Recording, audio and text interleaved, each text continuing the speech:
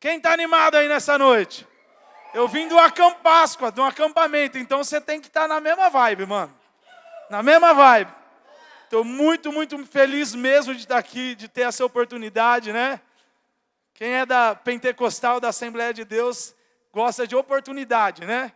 Que eu não sei se você já foi numa assembleia, sempre quando você vai numa assembleia tem uma palavra profética, alguém te dá uma oportunidade, né? E eu tenho uma palavra para a sua vida nessa noite. E eu creio que vem de Deus, na verdade, Deus mudou ela no meio do caminho, né? Coitado do menino lá, é Gustavo? É o Gustavo, o gerente do culto? Que é um dos coitados dele. Não sabe onde se enfiou hoje. Glória a Deus. Eu quero conversar com vocês nessa noite um pouco sobre um dos assuntos que eu gosto muito, de escatologia, né? Quem gosta de escatologia aí, do estudo do fim dos tempos? Não, levanta a mão, não é lepra, não é nada, você pode levantar a mão, né? Então assim, eu gosto, é um assunto que eu gosto muito, né? E eu queria conversar com vocês nessa noite. A palavra que eu tenho para trazer para o seu coração nessa noite é: qual é a nossa resposta para um tempo como esse? Qual é a nossa resposta escatológica para um tempo como esse? Porque todo mundo que gosta de escatologia gosta do mistério, não gosta? Você quer saber quem é o dragão, quem é a besta, quem é não sei o quê, quem é o anticristo. Em que tempo que nós estamos? A primeira pergunta que você vê quando alguém estuda muito disso, um pastor que é muito sábio nessa área, né, tem uma graça, uma revelação de Deus nessa área, é a pergunta de todo mundo: em que tempo que você acha que nós estamos? Não é assim ou não? E todo mundo quer saber os pormenores. E nessa noite eu não vim te dar esses tempos, eu não vim te dar esses detalhes. Mas eu vim te despertar para algo que Deus espera de nós como geração nesse tempo. Gente, vamos fazer um en passant aqui, um panorama de onde a gente está. Quem aqui foi na semana de avivamento? Antes da pandemia. Antes da pandemia. Quem aqui foi no Descende? Você foi no Morumbi? Você foi abençoado. Porque lá é o manto, né? Para quem não sabe, eu sou São Paulino. Para a glória de Deus Pai, né? São Paulino roxo. E eu fui lá no Morumbi. Quando eu entrei no Morumbi, ali eu já vi uma presença, né? Mas a gente veio de uma vibe, de um negócio tão grande que Deus estava construindo. Estava ou não estava antes da pandemia? Quando vocês foram para a Semana da Virada e a gente queria vir para cá, para a Semana da Virada, e depois no final foi no estádio, né? A gente viu de longe, gente, os jovens enchendo um estádio inteiro. Eu falei, mano, agora Jesus vem no meio do negócio, né? Quem é o preletor? Jesus desce lá, então eu vim, né? Arrebatamento, vamos embora. E foi uma presença de Deus, eu tenho certeza que foi. De repente chegou o Descende e a gente falou, agora a gente vai voar. Agora eu vou para as nações, eu vou para não sei na onde, vou entrar numa Jocum. Eu estou vendo um irmão ali com a camiseta do Nico. Semana que vem nós temos o Nico lá em Araçatuba, né? Então ore por nós, né? A gente chega na segunda noite, na terça de manhã, 7 horas da manhã eu tenho que estar na fazenda, que é 1 hora de Araçatuba, preparando as coisas, para quinta-feira a gente começar no ralo lá. Então a gente está numa maratona da fé, né? Mas voltando aqui, a gente estava num momento como geração gigantesca. Todo mundo falando assim, vou me engajar, vou estudar mais, eu vou me preparar para aquilo que Deus tem para o futuro. A gente viu uma geração querendo ser missionária, querendo fazer algo para Deus na sua cidade, querendo fazer algo para Deus nas faculdades. De repente, quando a gente fala assim, agora é a nossa hora, foi dar largada, o juiz foi apitar para você sair correndo, o tiro da corrida de 100 metros foi dado, entrou o lockdown. E o lockdown te machucou também, me machucou demais, velho. 2 anos trancado dentro de casa. 2 anos sem poder ter isso daqui, ó. Cara, todo mundo sem máscara aqui, olha que louco. De vez em quando você não fica até meio retardado assim, você vai para um lugar, você fala assim, mano, será que tem... Eu estou sem máscara. Ah não, já era para estar sem. Sou só eu que estou ainda meio assim, meio assustado. Tem um lugar que... Esses dias eu fui levar o Miguel no médico, quando eu cheguei lá normal, porque agora eu estou livre, sem máscara. Chegou lá, então, aqui tem que usar máscara, tudo que é médico e tal, hospital tem que usar máscara. Eu corri no carro de novo. Mas a gente está livre. E eu quero startar com vocês da onde a gente parou. Porque as coisas estão acontecendo muito rápidas no nosso tempo. Quem consegue distinguir que algo novo está nascendo em Deus no meio da igreja? que uma unção nova está sendo liberada sobre os jovens, sobre os adolescentes, sobre a nossa geração. Quem consegue perceber isso? Tira a pandemia, volta para onde a gente estava no Descende. Você consegue entender que tem um shift, tem uma mudança que Deus está fazendo na nossa geração? Algo poderoso que está acontecendo? E que é para um tempo como esse? Mas você consegue perceber que lá fora está pior? Quem consegue perceber que as trevas estão mais escuras?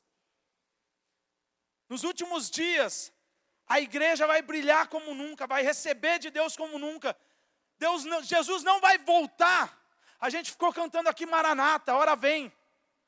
E a gente canta pela volta. Os céus começam a se abrir e de repente nós vamos nos encontrar com o nosso amado.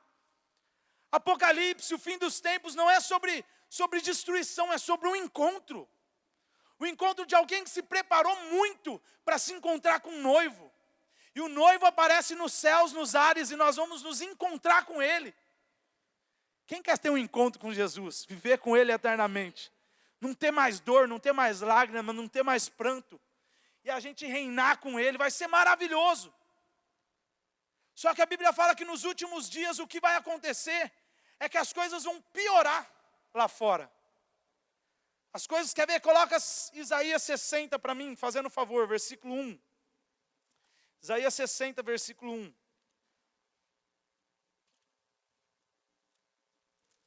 Quem está aí comigo?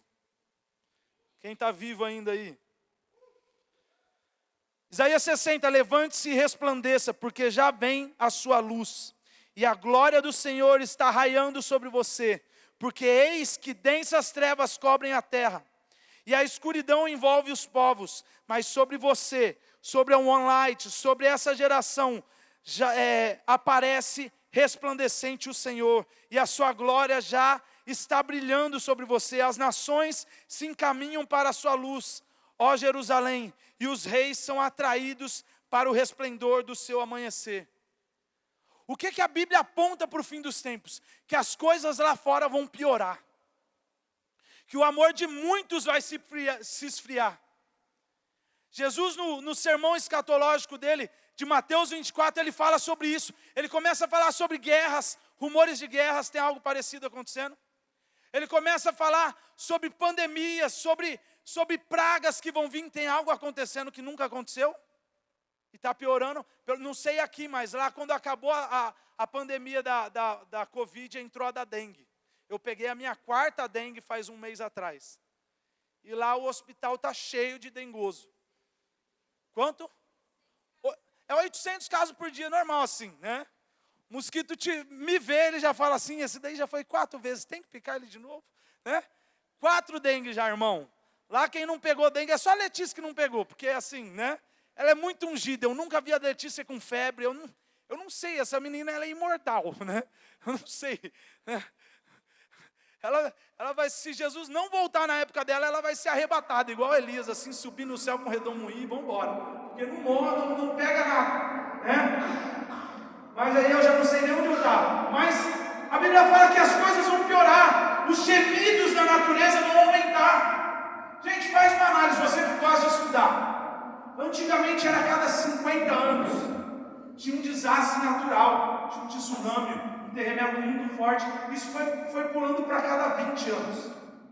Hoje em dia todo ano tem uma placa, a natureza está bem brava, não dá ou não? Todo ano tem algo novo, sabe por quê? Porque a natureza, ela anseia pela volta de Jesus. Ela anseia por ser restaurada, ela anseia pela manifestação dos filhos de Deus, eu e você.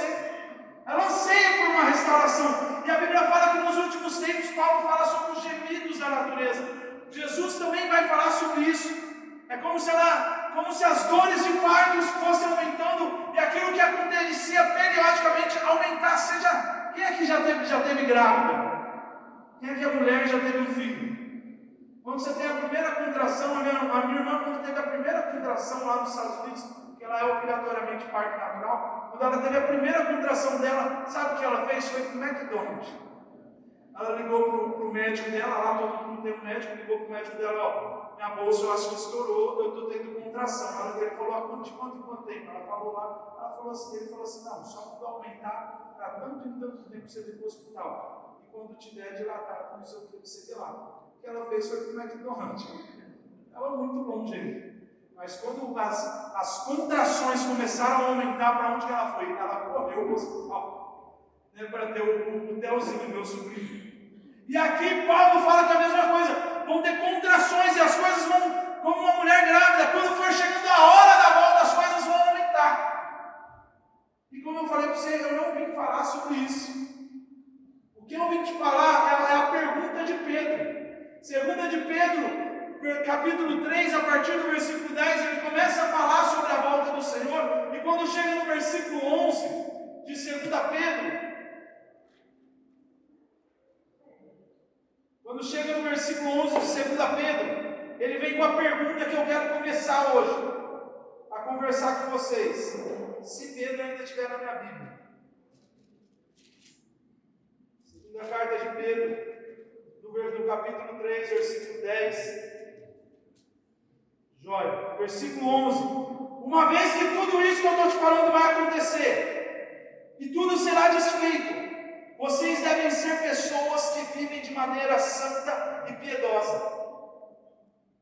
Em outras versões, é uma pergunta de Pedro. Já que tudo isso está acontecendo, quem eu e você deve ser nesse tempo? E agora nós vamos lá para o sermão de Jesus, de Mateus 24. Calma que Deus ainda vai te pegar nessa noite. Fica tranquilo, irmão. Isso não depende do pregador. Depende de alguém que chegou antes. Depende do Espírito Santo. Ele já está aqui, vai mover o seu coração nessa noite. A presença de Deus já está aqui. Eu sinto ela aqui. Fica tranquilo. Se você me vê tremendo, é que a presença de Deus já chegou. Eu tremo o tempo inteiro, o louvor inteiro e o culto inteiro. Mas Pedro, quando ele vai falar sobre isso, ele chega numa pergunta. Em vez de focar nas coisas, ele joga para o povo uma pergunta. Gente, se vai acontecer tudo isso, a pergunta que tem que correr no seu coração não é quem é o cavaleiro, quem é não sei o quê, que hora que vai acontecer tal coisa, que hora que Jesus aparece, é pré-tribulacionista, é pós. A pergunta não é essa, a pergunta de Pedro é assim: já que vai acontecer tudo isso, quem Jesus espera que você seja nesse tempo? Quem você e eu precisamos nos preparar para ser num tempo como esse? Nós estamos enfrentando a maior pandemia que o mundo já enfrentou, e não é sobre Covid, é sobre pessoas que estão presas nas suas emoções, é sobre pessoas que estão se cortando, é sobre uma pandemia de depressão, é sobre uma pandemia de doenças emocionais, frutos da Covid, frutos do isolamento. Eu tenho um adolescente na igreja, que ele está começando a voltar agora para a igreja, e ele não consegue relar em ninguém. Você tem noção? Ele não consegue relar. Se você rela no ombro dele, talvez ele não volte no próximo. Então, a primeira vez que eu vi ele na igreja, eu cheguei com ele assim, falei: e aí, Doug? Ele fez assim: e aí, pastor? E correu para a parede. Eu falei: ainda bem que tem uma parede. E ainda bem que esse menino não é Jesus, ele teria atravessado a parede. E aí ele falou assim: e aí, tudo bem, pastor? De longe. E aí eu cheguei no líder dele: o que está acontecendo com o Doug? Ninguém pode relar nele. Cara, ele tem 15 anos. E é um toque humano que cura as pessoas. Um abraço, cara. Só que as pessoas estão enfermas e nós estamos no pior momento, mas com a maior solução: o amor de Jesus. A gente tem a resposta para essa geração agora. A gente tem a resposta para o que está acontecendo agora. Eu quero ver com você quem Jesus espera que nós sejamos. Na verdade, o sermão do apocalíptico de Jesus, escatológico de Jesus, está lá em Mateus 24, ele passa falando de todos os fatos. Mas depois ele foca em algo. Ele começa a focar: galera, eu preciso focar em vocês. Vocês precisam se preparar para esse dia. Vocês precisam mudar a postura de vocês para esse tempo. Quando esse tempo chegar, o reino de Deus vai ter que ser diferente. E ele começa lá no versículo 45 de Mateus 24. Quem é, pois, o servo fiel e prudente? Guarda isso comigo. Fiel e prudente. Fala comigo: fiel e prudente. E ele fala: quem é, pois, o servo fiel e prudente, a quem o Senhor deixou encarregado dos seus conservos, para lhes dar sustento, guarda isso, sustento, a seu tempo. Bem-aventurado é aquele servo a quem seu Senhor, quando vier, achar fazendo isso. Em verdade lhes digo que lhe confiará todos os seus bens. Mas o que acontecerá se aquele servo, sendo mau e negligente, disser consigo mesmo: meu senhor demora para vir, e começar a espancar os seus companheiros e comer e beber com os beberrões? Virá o senhor daquele servo em um dia em que não o espera, e na hora que ele não sabe, irá aplicar-lhe um castigo severo, condenando como os hipócritas, e ali haverá choro e ranger de dentes. E Jesus pega e sai de um tema falando assim: vai acontecer isso, aquilo, e vai para assim, gente, o importante não é isso, o importante é quem você é durante esse tempo. E quem já viu Jesus fazendo parábolas sobre o que é o reino de Deus? Durante todos os evangelhos você vai ver Jesus falando assim: o reino de Deus é assim, assim, assim. O reino de Deus é assim, assim, assim, assim. Mas aqui, quando ele começa o capítulo 25, o capítulo 25 inteiro é para explicar o versículo 45. Para explicar quem que é o servo fiel, quem é o servo prudente, que é encarregado de dar sustento para os seus conservos, para aqueles que precisam. O capítulo 25, Jesus não separou, é o mesmo sermão. E pela primeira vez ele muda, ele não fala o reino de Deus é. Ele começa falando assim no versículo 1 de Mateus 25: o reino de Deus será. Por que será? Porque no fim dos tempos, o reino de Deus precisa ser assim. Ele explicou o que é, mas ele está falando assim: galera, quando chegar esse tempo, quando vocês virem esses sinais, anteriormente esse versículo 45, ele fala sobre a figueira. Gente, quando vocês veem que começa a dar flor, você sabe que o verão está próximo. Então assim, quando vocês verem esse sinal, vocês precisam mudar a postura e ser uma pessoa diferente. Eu vou ensinar vocês, o reino de Deus precisa ser assim. E ele dá 3 características: você precisa ser fiel, você precisa ser prudente e você precisa cuidar dos outros. Fiel é uma palavra do grego chamada pistos.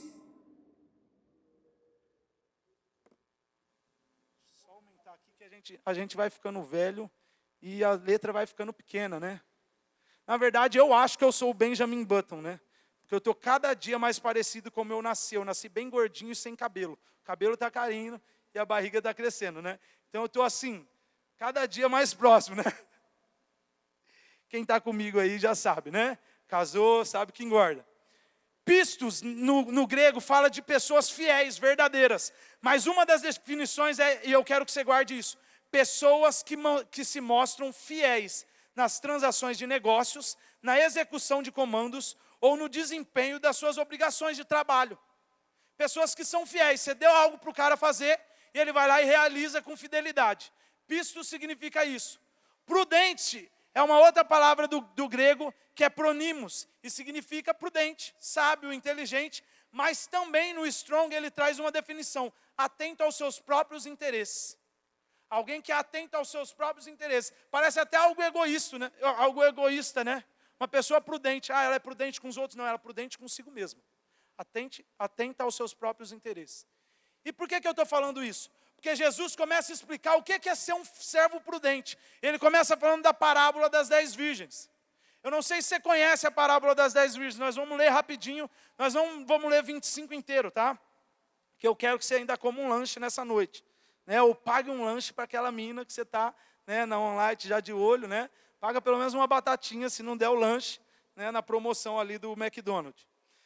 Mateus 25, versículo 1 fala assim: então o reino de Deus, reino dos céus, será semelhante a 10 virgens, que pegando as suas lâmpadas, saíram ao encontro com o noivo. 5 delas eram imprudentes e 5 delas eram prudentes. As imprudentes, ao pegar as suas lâmpadas, não levaram óleo consigo, mas as prudentes, além das lâmpadas, levaram óleos na sua vasilha. E como o noivo estava demorando, todas ficaram sonolentas e adormeceram.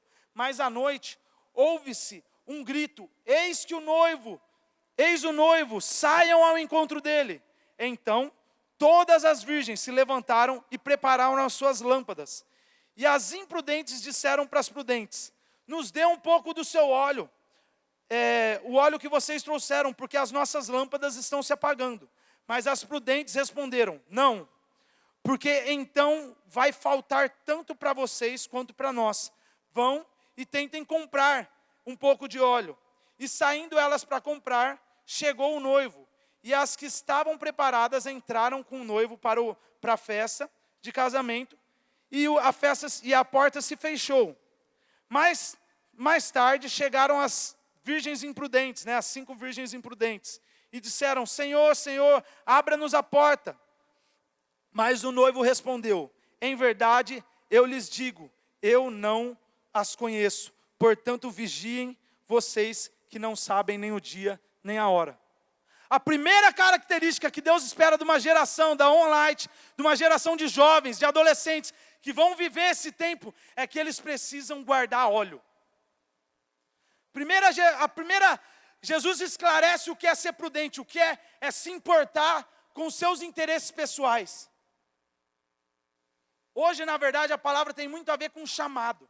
Eu já ouvi tanta palavra sobre chamado, já vi até filme O Chamado, Se você for mais velho, você também viu, Ficou com medo também, Espero que você tenha repreendido também algumas coisas. Mas assim, eu já vi muita palavra sobre chamado. Teve uma época da igreja que tudo era sala de oração. E não, o meu chamado é ministrar o Senhor. Meu chamado é ficar aqui e tal. E meu chamado é aqui. E eu ouvi até pregações de gente boa. Assim, não, o chamado é ser sacerdócio. E eu quero te explicar nessa noite, nessa parábola, que o chamado não tem a ver só com ser sacerdote. Jesus nos chamou. O sonho dele é fazer um reino de sacerdote. Jesus, o véu, nós estamos no sábado. O sábado mais triste de toda a história. Mas na sexta, quando Jesus morreu, o véu do templo se rasgou do santo lugar para o santo dos santos, de cima a baixo. Falando, sabe o quê? Finalmente o meu sonho de ter uma nação de sacerdotes aconteceu. Todo mundo pode entrar na minha presença, através do sangue do Cordeiro. Você pode entrar no santo lugar e você ministrar direto para Deus. E você ter um relacionamento com Deus. Gente, era uma vez por ano. O sumo sacerdote, um levita escolhido, entrava no Santo dos Santos para ministrar ao Senhor. Agora, através do sangue de Jesus, nós temos livre acesso a Deus. A gente fala com Ele, a gente entra no Santo dos Santos, a gente ministra na presença dEle. Esse é o seu primeiro chamado, ser sacerdote. Mas o chamado não é só isso. O chamado também, a Bíblia fala que existe uma outra face do chamado, que é que você tem uma função, um chamado dentro da casa de Deus. Você foi chamado a ser uma parte do corpo e edificar o seu irmão. Então, se o primeiro chamado é ministrar, é ser sacerdócio, é se parecer com Jesus, é ser transformado na imagem dele, o segundo chamado é você ministrar o corpo. Você é importante dentro do online. Você é um importante dentro da vida plena. E você precisa exercer o seu papel.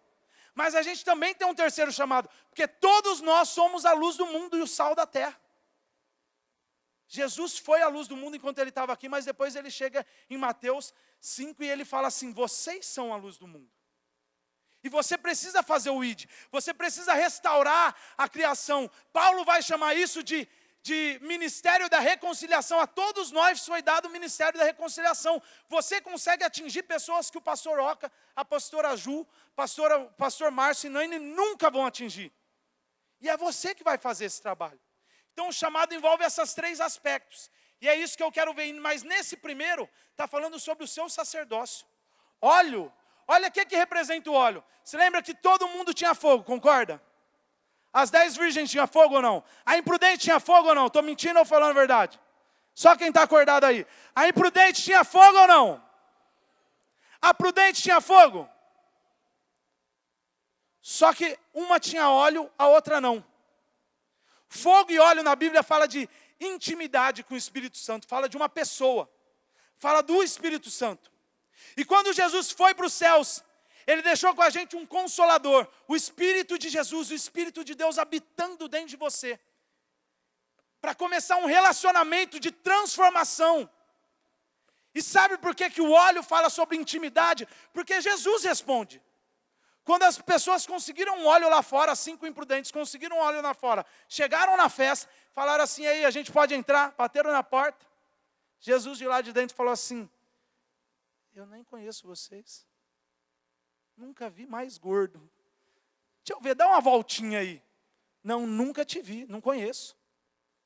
Pô, mas eu ia na igreja, eu ia na online, eu fui no GC, eu ia nos cultos de domingo. Mas você nunca foi íntimo meu, nunca...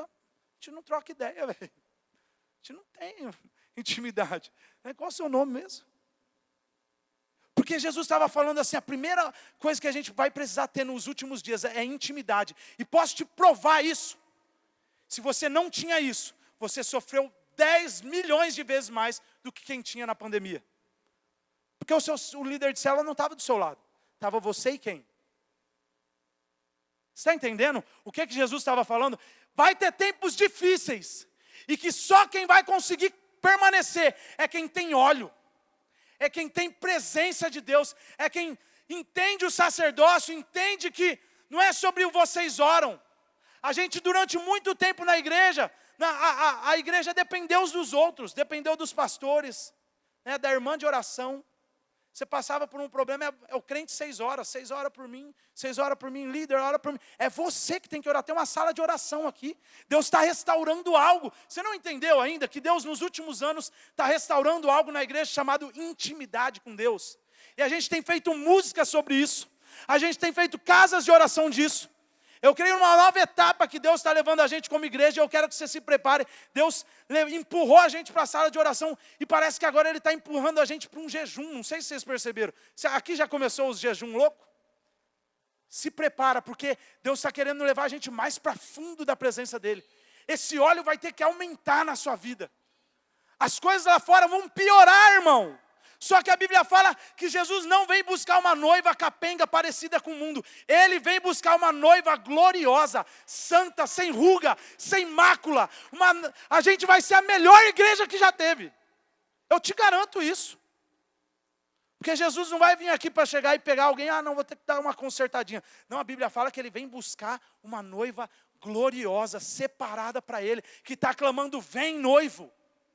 Vem noivo, nós já estamos preparados. Eu já preparei as minhas vestes brancas e eu estou só o quê? Estou só te esperando. Olha que música. Sabe quem prepara a roupa? É quem tem óleo. É quem vai para a presença de Deus e Deus transforma o coração. E as roupas falam de santidade. Sabe por que a nossa geração tem o potencial de ser mais santo? Porque nós temos recebido ainda mais unção do Espírito Santo, ainda mais a visitação dele. Nós temos sido empurrados para uma intimidade. Mas se essa intimidade não resultar numa vestimenta branca, numa santidade, você precisa se parecer com ele. Você lembra? Ele abriu a porta e falou assim, você não se parece comigo. A Bíblia fala de pessoas que expulsaram demônios, curaram enfermos, fizeram milagres e chegaram diante de Deus. E Jesus falou assim, eu não te conheço. Apartai-vos de mim, vocês que praticam o mal. Porque não é sobre ter dons e aparência, é sobre intimidade. O seu primeiro chamado é intimidade. E a segunda coisa, ele vai explicar o que é ser fiel. Se a primeira coisa ele explicou sobre o que é ser prudente, seja prudente. Nesses dias, Deus, você precisa captar alguma coisa do que aconteceu. Gente, eu estou falando sério. A nossa geração precisa despertar para... Eu não dependo da espiritualidade dos outros para viver. Eu dependo da minha. Deus está querendo começar algo com você. É pessoal, meu irmão. É pessoal. Deus vai fazer muito com o Oque Caju, com os pastores, com os líderes. Mas Ele quer com você. Mas eu não sou líder, eu não sou supervisor. Você é filho. Você foi chamado para um relacionamento de intimidade. É você com Deus. Seja prudente nesses dias e desenvolva isso. A segunda coisa que eu quero te ensinar nessa noite, né? Eu nem sei que horas são mais, nem onde estou. Eles estão me ralando mesmo. Segunda parábola que Jesus vai explicar, ele vai explicar o que é ser fiel. E se lembra o que eu te falei? Ser fiel, no grego, é cuidar bem dos negócios que te deram para cuidar. Aí ele vai lá e vai explicar o que é isso. Aí ele combinou com o Strong, porque o Strong nem tinha dado esse dicionário ainda. E Jesus foi explicar o que é ser um servo fiel, que precisa ser encontrado nessa hora. E ele fala a parábola dos talentos. Eu não vou ler ela inteira, talvez você já saiba, talvez não. Mas a parábola dos talentos é um senhor, que ele encontrou três servos. E ele viu capacidade nesses 3 servos. E quando ele viu capacidade nesses 3 servos, a Bíblia fala que ele distribuiu cada um tanto de talentos de acordo com a sua capacidade. Para um ele deu 5, para outro ele deu 2 e para outro ele deu 1, segundo a capacidade que ele enxergou. E se eu te falar que Deus enxergou capacidade em você? Deus enxergou e depositou em você habilidades. Deus depositou coisas em você que só você tem. Que louco, mano. Cada um aqui é único. Eu já conheci pessoas gêmeas, idênticas, que eu não conseguia, depois de muitos meses que eu fui descobrir como eu chamava uma de Larissa e a outra de Letícia. Elas jogavam basquete com a gente. É que uma tinha uma cicatriz aqui, porque o resto era perfeitamente igual. Só que uma era totalmente introvertida e a outra era totalmente espalhafatosa. Porque não existe ninguém igual nesse mundo. Deus deu características para cada um dos seus filhos. E Ele deu capacidades diferentes para cada um de nós. E Ele enxergou isso em você. E a Bíblia fala que Ele deu esses 5 talentos para um, 2 para outro e 1 para o outro. Mas de repente o que Deus deu 5, Ele foi lá e multiplicou e ganhou outros 5. O que Deus deu 2, Ele multiplicou e ganhou outros 2. E o que Deus deu 1, a Bíblia fala que Ele foi lá e escondeu esses talentos. Ele enterrou eles. Ele enterrou os talentos e disse assim: meu Senhor é um homem severo. Ele colhe onde não plantou e ajunta onde não espalhou. Eu fiquei com medo e escondi o tesouro. E muitas pessoas aqui têm escondido o tesouro. Tem escondido aquilo que Deus tem te dado. E Deus te deu um chamado para você exercer hoje. O segundo aspecto do chamado, o primeiro é o sacerdócio, é ter óleo, é parecer com Jesus. Mas o segundo aspecto é dentro da igreja. Você é único dentro da OnLight. Se você falta, faz falta. Você é único dentro do seu GC. E se você falta, faz falta. Se você deixa de fazer algo, o corpo sofre. A Bíblia fala que nós todos somos um corpo. Jesus é o cabeça e nós somos um corpo. E cada um de nós é uma parte desse corpo. E cada parte desse corpo é importante para edificar o corpo. Efésios vai falar que é com auxílio de todos nós, de todas as juntas, com cada um exercendo o seu papel, que o corpo é edificado e chega à maturidade. Sabe o que Jesus está vindo buscar? Vamos lá de novo. Pense escatologicamente. Jesus está vindo buscar uma noiva capenga ou uma noiva perfeita? Como que Efésios fala que a noiva fica perfeita? Quando cada um de vocês faz a sua função dentro do corpo e abençoa o corpo. É com auxílio de todas as juntas, com cada um fazendo o seu papel, que o corpo atinge a plenitude e a maturidade. Jesus vai buscar uma igreja madura, onde todos os jovens estão enfiados dentro da igreja, estão fazendo algo para Deus, estão servindo nas crianças, estão servindo no GC, estão se envolvendo com a música, estão se envolvendo no evangelismo, estão fazendo coisas para Deus. Quando a gente negligencia isso, o corpo sofre. Quando a gente falta, o corpo faz falta. Quando a gente se desconecta do corpo, a gente morre. Eu tinha 6 dedos na mão direita. Eu sou patrocinado pela Nike, meu dedo só fica Nike assim, ó. Tinha 6 dedos na mão direita. Quando eu tinha 3 anos de idade, meu dedo é bem torto mesmo. Ele é torto para todos os lados, irmão. Ele é torto para o lado, para frente, para baixo, todos os lados. Meu dedo é torto. E o outro dedo era igualzinho. Com 3 anos ele foi arrancado daqui. E colocaram num aquarinho de formol, desculpa. Formol, que eu sou bem do interior. Né? Você percebeu, né? Aí colocaram no aquarinho e eu fiquei, né? É o meu peixinho. Né? Só que deu uma semana, o dedo começou a mudar de cor. Deu mais de uma semana, o dedo começou a ficar só o osso assim, e ele desintegrar e a água ficar meio turva. Passou mais uns dias, o dedo sumiu. Cheguei, mãe, cadê meu dedo, meu peixinho? Cadê o Nemo? Estou procurando ele. Ela falou, então, nós enterramos ele. Né? Fez até uma cruzinha lá de palito de dente, né? De palito de sorvete. Palito de sorvete, e o meu dedo foi enterrado. Porque quando a gente se desconecta do corpo, a gente morre. Não há vida fora do corpo. E o corpo de Cristo é a igreja. E você tem uma função aqui dentro. E Deus te confiou algo. E a nossa geração não pode se omitir agora. Não pode negligenciar agora. Gente, todos os profetas internacionais que eu conheço, eles apontam para o Brasil e especificamente para os jovens. Especificamente para Curitiba. E fala assim, o celeiro das nações para evangelismo e missões está no Brasil. O maior pai das missões modernas. O Laurie Cunningham, ele fala, ele só lida com missionário americano. Os Estados Unidos é a nação que mais envia missionários no mundo. O Brasil é a segunda. E ele já falou assim, logo, logo o Brasil vai passar. Porque o Brasil é o celeiro para as nações. E você não acredita nisso. E você não se envolve, mano. Ah, mas eu não sou missionário. É lógico que você é. Na sua escola, na sua faculdade, no seu trabalho, quem vai ser missionário lá? Você acha que eu vou lá, mano? Eu não vou. Desculpa, aqui já estão me ralando. Se fizer segunda-feira, eu ir num trampo seu, que é o último dia aqui, aí você está me zoando, né, velho? É você que é o missionário, é você que vai fazer algo, é você que precisa tocar em vidas, é você que precisa ter uma função dentro do corpo. E a gente tem negligenciado isso. Isso não é de hoje. Paulo, durante 1ª e 2ª Timóteo, por 5 vezes, ele tem que falar a mesma coisa para Timóteo. Porque ele era jovem, ele fala assim, Timóteo, tem um dom sobre você, não negligencia isso. Você tem um chamado, Timóteo, não negligencia isso. Não deixe que os outros te diminuam. É você que foi chamado. Ele fala isso repetidas vezes. Porque nós jovens, normalmente, a gente crê muito, voa muito, mas no outro dia a gente cai lá embaixo. Ah, eu sou assim, a pulga, o carrapato do cavalo do bandido.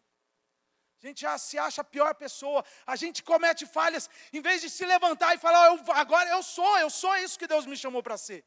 Isso que aconteceu não me define, eu sou perdoado. Em vez da gente levantar, a gente fica assim, não, eu não presto mesmo, eu não vou dar certo, não, vai ser outro, vai ter que ser meu líder, vai ter que ser o Oca, vai ser outro, eu não consigo. Mas você precisa assumir isso. Você precisa assumir que você é o responsável pelo corpo, por edificar o corpo. E outra coisa, não é só o problema da negligência, é o problema da visão. Esse cara aqui não conseguia, ele era órfão. Ele não conseguia enxergar a Deus como pai. Ele enxergava a Deus como um patrão, como alguém severo, não como um pai amoroso. Você lembra do filho pródigo? O irmão do filho pródigo estava dentro de casa. E ele olhava para o pai, e quando fez aquela festa para o irmão mais novo que voltou do pecado, ele vai lá e chega assim, ô louco, nunca fizeram nenhum churrasco para mim. Eu sou filho dele, e eu trabalho como um escravo, e nunca tive nenhum churrasco. Sabe por que ele nunca teve nenhum churrasco? Porque ele tinha o pai dentro de casa, mas encarava ele como um patrão. Ele era um escravo. E esse cara, a mesma coisa, ele falava assim, nossa, o senhor é um severo. O senhor colhe onde não plantou. Ajunta onde não semeou. Os outros pensaram assim, os outros não tinham um relacionamento com Deus. Deus quer mudar essa visão. Eu tenho lidado com adolescente lá, faz muito tempo. Eu nunca vi uma geração tão órfã, de pais vivos, com um problema tão grande de orfandade. Todo apelo que eu faço de orfandade lá, mas assim, lota. E você vê aquela dor dentro do coração, porque não tem uma referência. E eu quero te dizer, você tem um pai amoroso. Fazer a obra de Deus não é ser usado por Ele e jogado fora. É participar com o pai daquilo que Ele está fazendo. É ter o privilégio de participar com o pai daquilo que Ele está fazendo. É entender que Ele encontrou em você uma capacidade que nem você sabia que tinha. Ele viu em você algo que ninguém viu. Quando você tem um encontro correto com o Pai, não trata Deus como um patrão, alguém severo, que te dá ordem, Deus quer que eu faça isso. Não, é um prazer fazer isso. Quando a gente se encontra com o Pai, a gente encontra identidade e propósito. Sabe por que esse cara encontrou um Deus severo? Porque ele não encontrou um pai que dá propósito e identidade. E esse pai que dá propósito e identidade está aqui. E viu capacidade em você, viu talentos em você, viu coisas que ninguém mais viu. Ele quer usar, olha o que Deus está falando para você nessa noite. Ele quer usar até as suas dores do passado, curar elas e usar elas para um propósito. Eu não estou te falando que ele concorda com os abusos, com o que aconteceu, mas ele tem poder para transformar a maldição em bênção. Ele é um pai tão amoroso que ele não só cura as suas feridas, mas traz propósito a partir delas.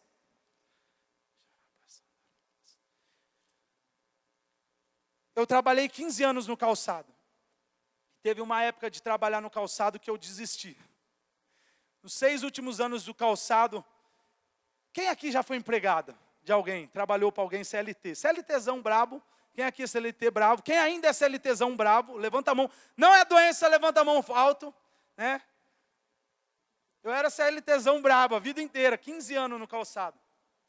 Mas nos 6 últimos anos eu olhei para o meu serviço e eu só ficava assim, cara, eu precisava ganhar mais, ninguém me valoriza. Pô, eu ralo tanto. Sabe aquele... E eu fui para uma conferência. E Deus me pegou lá e Ele falou assim, cara, você não entendeu, não é sobre dinheiro. É sobre missão. te dei um campo missionário lá, você tem uma galera para ganhar lá. E eu desisti de ser CLT. Eu falei, agora eu sou o pastor dessa clínica aqui. Agora eu desisti, agora eu vou ser o pastor aqui dentro. E assim que eu cheguei desse negócio, tinha um culto ecumênico, uma oração ecumênica toda segunda-feira, e a cada 3 meses é o estilismo que fazia, eu era estilista, eu fui lá, e porque eu era pastor, sempre falava assim, não, vai lá o pastor. Não sei se eu era pastor na época, ou coordenador, mas estava para ser. Foram lá e me colocaram lá.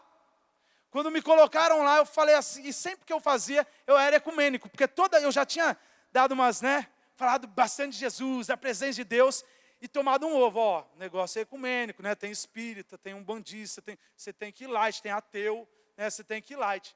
E nesse dia eu falei assim, não, aqui é o meu campo missionário, eu vou para dentro, eu vou para cima. E Deus foi lá e me deu a oração de segunda-feira. Eu falei assim, agora eu vou ver a glória de Deus aqui dentro. Eu cheguei lá e eu preguei sobre, 10 minutinhos você tem, né? 3 de João, versículo 1, amado Gaio. Eu oro para que te vá bem, seja próspero, tenha boa saúde, assim como é próspera a sua alma.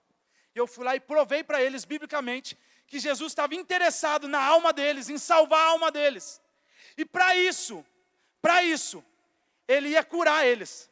Porque a Bíblia fala assim, eu oro para que te vá bem, tenha boa saúde, assim como é próspera a sua alma. Eu fui lá e fiz um desafio para Deus, para a galera, para todo mundo. Expliquei o plano de salvação. Falei que a intenção de Deus naquela manhã era salvar eles do inferno. E fui lá e li sobre isso e falei assim, eu quero te provar isso. Todo mundo fecha os olhos, dá a mão, uma roda de 200 pessoas do administrativo da Clean. Eu falei assim, aqui tem pessoas com enxaqueca. Deus vai te curar agora. E sabe por que Ele vai te curar? Porque Ele está interessado na sua alma. Ele vai te salvar hoje. Falei, tem gente que veio para cá travado do nervo ciático na coluna. Deus está destravando agora você e você vai ser curada. Sabe por quê? Porque Deus está interessado na sua alma. Doido assim. E mais uns 3 negócios que Deus me deu lá.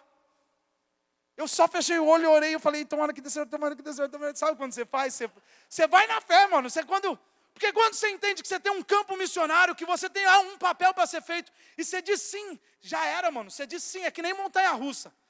Quando você trancou o cinto e o cara ligou lá, não importa, velho. Só grita e desce, porque já era. E eu fui lá e acabei de orar e abri o olho assim. Amém. Eu vi uns chorando, uns nervosos, porque falou demais de Jesus e tal. E fui para a minha mesa. Eu chego na minha mesa, chega a secretária do meu patrão, que é homossexual, casada com a minha gestora. E ela chega na minha mesa, chorando e fala assim, Atos, eu tive que subir a escada com 2 pessoas, o meu nervo ciático travou, eu não mexi a perna e era uma dor insuportável. Eu subi, nem queria vir na oração, mas subi. E quando você falou aquilo, destravou o meu nervo ciático, saiu toda a dor, eu estou andando, não tenho nada. Eu falei assim, Bia, Deus está interessado na sua alma. Ele quer te salvar, Ele te ama. É por isso que Ele fez isso. E ela chorando, falava assim, eu sei. Aí veio a pessoa que mais me odiava dentro da Clean. A gerente da fábrica piloto. A gente tem uma fábrica piloto. Eu desenhava os tênis, ela tinha que fazer um piloto, né, para a gente ver. Ela era gerente e ela era beata. Ela tinha Santo Antônio, Santo João, Santo sei que lá. A mesa dela assim era só santo. E ela odiava pastor, porque ela era católica romana, apostólica de não sei o que do apóstolo. Ela chega chorando. A Rosinha. Depois eu chamava ela de Rosa. Quase de Rosa, né? Porque eu chamava até com a boca travada, de tanto que ela não gostava de mim. Mas depois ela virou a Rosinha para mim. E fazia tudo o que eu queria. Antes meus modelos eram os últimos a sair da fábrica piloto. Depois viraram os primeiros. E ela falou assim, Atos, preciso te contar um testemunho. Quando você orou, eu pedi oração pela minha filha. E era segunda-feira. Sexta-feira, minha filha teve uma crise de enxaqueca tão grande que com coisa no soro, com remédio no soro, ela não sarou. E ela passou sábado, domingo, no escuro no quarto, vomitando, sem conseguir comer nada, nem tomar água. De tanta dor de cabeça. E hoje ela ia no neurologista 9 horas da manhã. Às 8h15, 8h20, ela me ligou assim que acabou a oração. E falou assim, mãe, não vou mais no médico, vou trabalhar. Ela, como que você não vai no médico? Nós conseguimos, você passou o final de semana inteira. Ela falou assim, eu não tenho nada. Aí a Rosa falou assim, mas quando isso aconteceu? Faz 2 minutos, 3 minutos, eu estava no quarto, morrendo de dor de cabeça, não consegui dormir, e de repente sumiu tudo. E eu saí, eu estou comendo um café da manhã. Eu falei, Rosa, Deus está interessado na alma da sua filha, Ele está interessado em você, Ele te ama. Sabe por que eu estou falando isso? Porque, mano, só você consegue tocar as pessoas à sua volta. Só a gente consegue fazer isso. E se a gente não despertar, como eles serão salvos? A última coisa que eu queria falar, e eu não vou tentar me alongar, mas a última coisa, Jesus vai falar sobre a parábola do julgamento das nações. E sabe o que é o julgamento das nações? Se a primeira era sobre ser prudente, a segunda era sobre ser fiel, a terceira é sobre nós sermos encarregados por cuidar desse mundo perdido. Olha só aquele que falou: eu preciso nos últimos dias de pessoas fiéis e prudentes, que cuidem de um mundo perdido, que cuidem dos seus conservos, que deem comida, alimento para quem está com fome. Quem que está com fome lá fora? Gente, hoje é sábado. Hoje é o dia mais terrível de toda a humanidade. Sabia? Jesus morreu na sexta e no sábado ele não ressuscitou. Pensa num sábado de trevas. Todos os discípulos recolhidos, escondidos, chorando. Cadê o nosso Senhor? No terceiro dia ele ressuscitou. Mas o sábado foi terrível. No terceiro dia, amanhã é Páscoa. Amanhã Jesus ressuscitou, mano. Jesus está vivo. Mas sábado foi terrível. E eu posso te falar, esse sábado perdura na vida de milhares lá fora. As trevas continuam e estão cada vez mais densas. A coisa está cada vez pior para a nossa geração lá fora. Os desafios, as dores, as angústias estão cada vez mais piores. E o sábado negro continua pairando sobre eles, porque Jesus ainda não ressuscitou no coração deles. E eu e você temos o remédio para sarar a pandemia, para sarar esse povo. E aí Jesus vai para esse julgamento das nações e ele vira e fala assim: no julgamento das nações, eu vou separar ovelhas de bodes. E ele separa as ovelhas do lado direito e os bodes do lado esquerdo, desculpa. E ele fala assim: ovelhas, vocês estão salvas, vocês vêm com o papai, vou cuidar de vocês da eternidade. Sabe por quê? Porque eu tive fome, vocês me deram de comer, eu tive sede, vocês me deram de beber. Eu tive doente e vocês foram me visitar. Eu fiquei preso na cadeia e você foi lá me visitar. Eu estava com frio e você colocou uma cobertinha sobre mim. E as ovelhas viraram para ele e falaram assim: que povo doido, né? Eu nem ia falar, eu só ia entrar para dentro, né? Comemorar, eu nem fiz isso, Jesus, mas eu só estou entrando. Mas elas ousadas viraram assim: mas quando que nós fizemos isso para você, Jesus? Ele falou assim: quando você fez para qualquer um dos meus pequeninos, você fez para mim. Quando você viu alguém na rua precisando de um abraço, você estava abraçando a mim. Quando você foi e assistiu alguém que estava doente, da sua supervisão, da sua, não sei.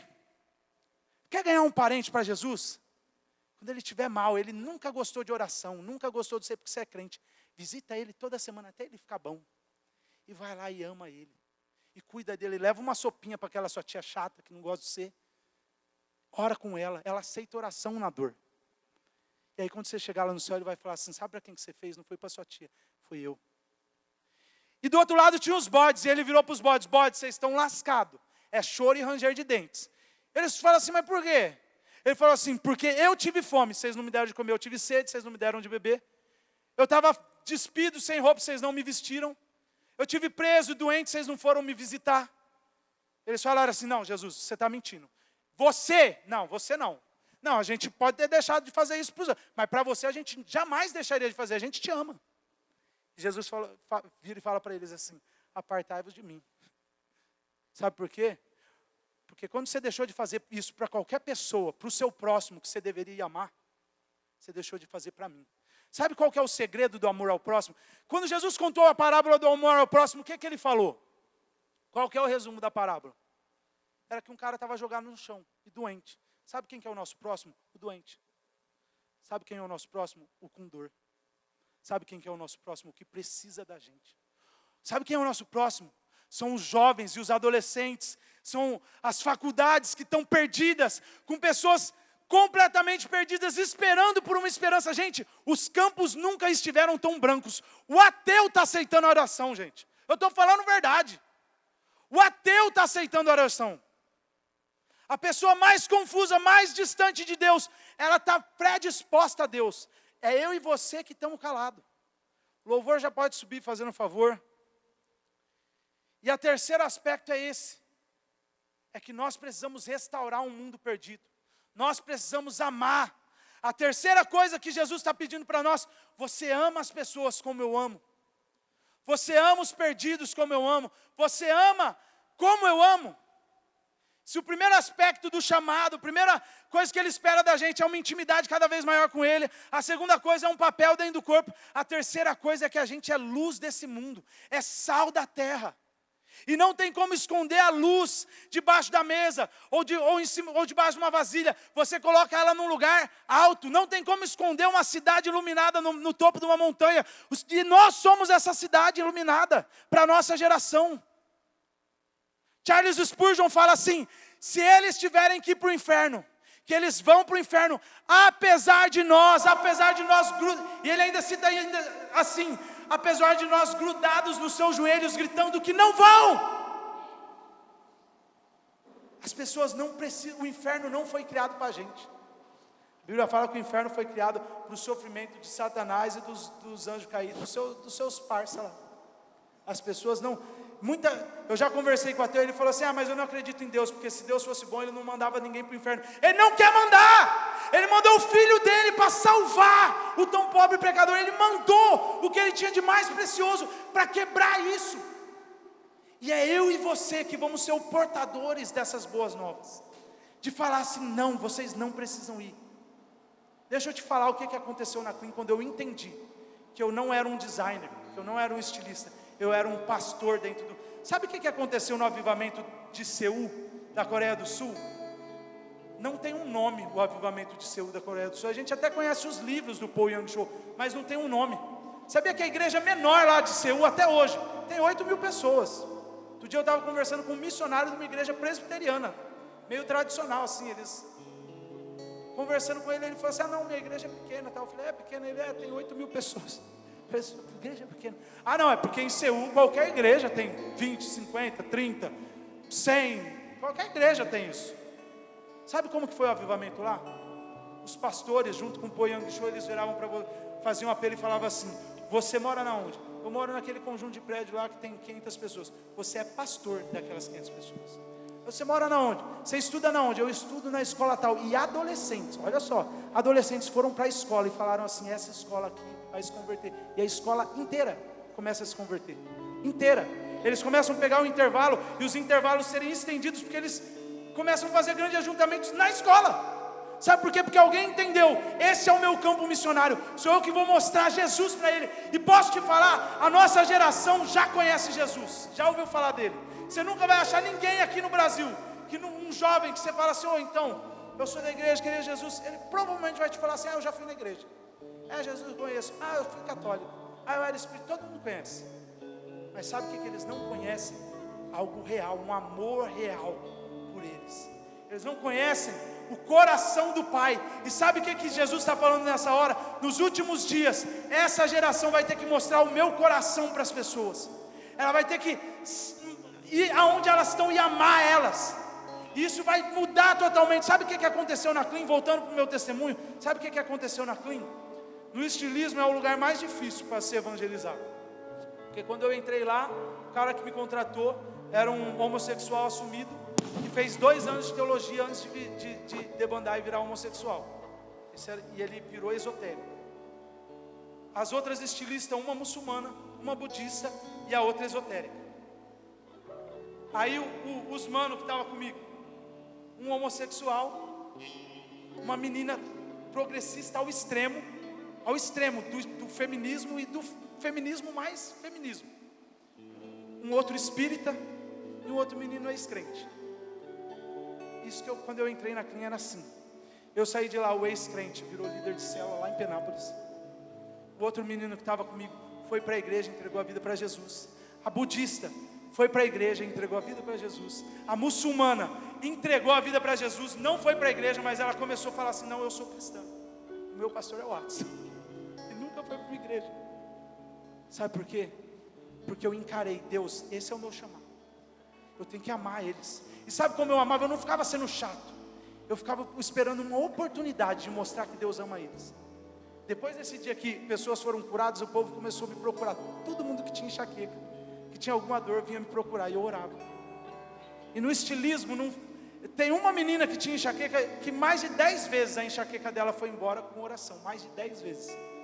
E ela era católica roxa, começou a ouvir mais os crentes, começou a me ter como pastor dela. Quem do seu serviço, quem da sua faculdade, quem da sua escola, quem do seu trabalho é sua ovelha e você ainda não entendeu? Quem você pode estender a mão e mostrar que Jesus ama eles com paixão, com amor incondicional, não pelo que eles fazem, mas por quem eles são nele de verdade? Quem é que está disposto a isso nesses últimos dias?